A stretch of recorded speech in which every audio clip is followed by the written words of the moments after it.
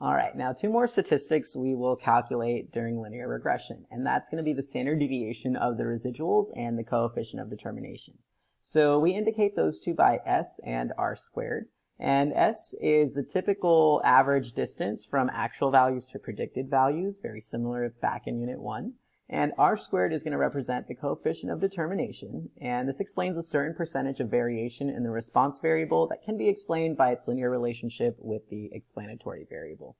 Good news, you're only going to need to interpret these two values, and R squared, you may have to do some calculations with it, but this lesson's basically about the interpretations and what the two values mean.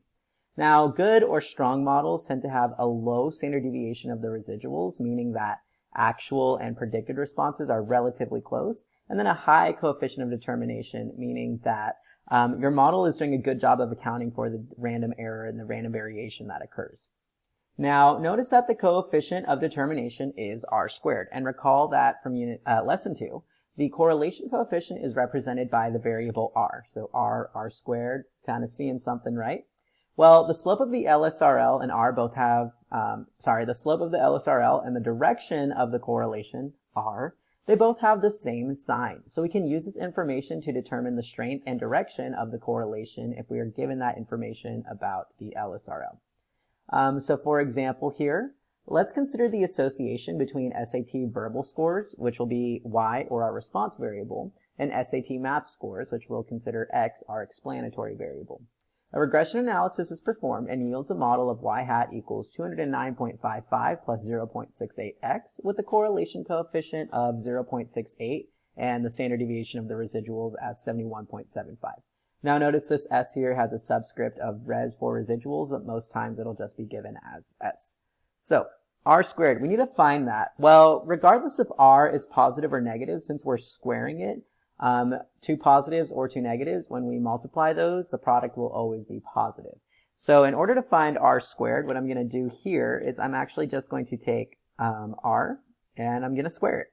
So I'm going to take R squared, meaning I'm going to take 0.68 and I'll square that bad boy, and I'll get about 0.4624. Now notice 0.68 is a moderate strength here, and I get 0.4624, which accounts for the variation. So let's go ahead and interpret these two values here. And so it's literally just sentence stems that you need to memorize. So here I'm going to say, I'm going to convert this to a percentage, but 46.24% of the variation in SAT verbal scores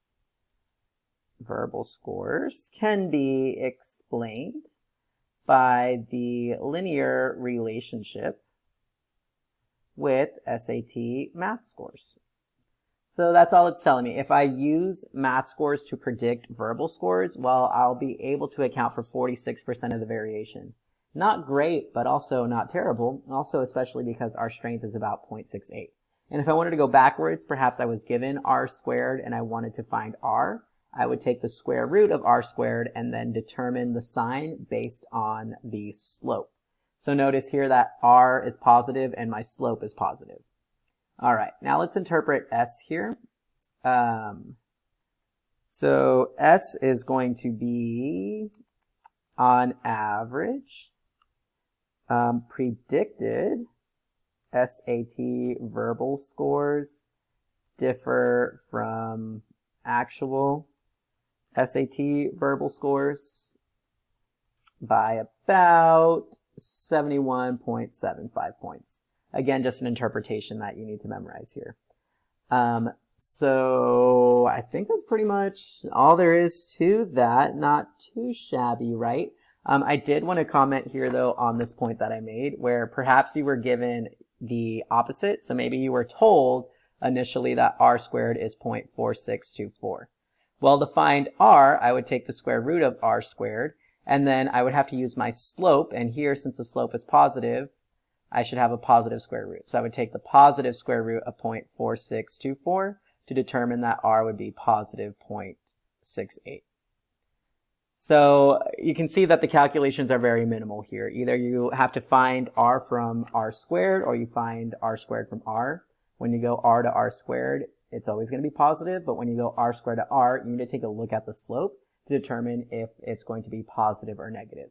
And without the slope or without the scatter plot, you can't determine that sign. So that will be one way that they'll try and trick you on the AP exam. So here's one last example for you. Go ahead and pause the video, try these out, and then we'll come back together and review as we typically do. And that's going to wrap up this lesson here on S and R squared.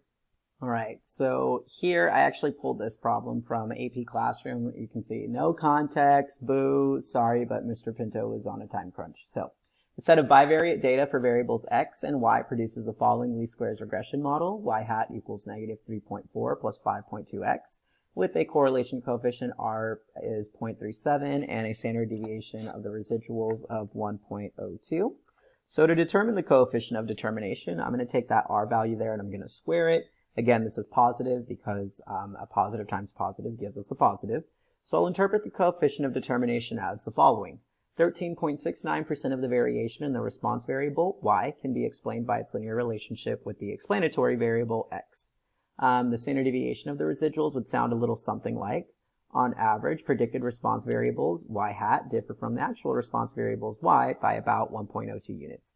This problem is really boring because there's no context, and I do sincerely apologize. Maybe I'll get my life together eventually. And lastly, if R squared explains the proportion of the variation that can be explained, then in order to find the proportion of variation that cannot be explained, we will want to take the remaining portion of 100%. So if we can explain 13.69%, I'll take this value away from 100%. So that tells me that 86.31% of the variation in the response variable y cannot be explained by the linear relationship with the explanatory variable x. So this is actually going to wrap up our interpretations for this unit. All we have left is looking at computer output and any unusual points, as well as transforming some nonlinear data. So we are more than halfway through this unit. So at this point, you're just practicing your interpretations.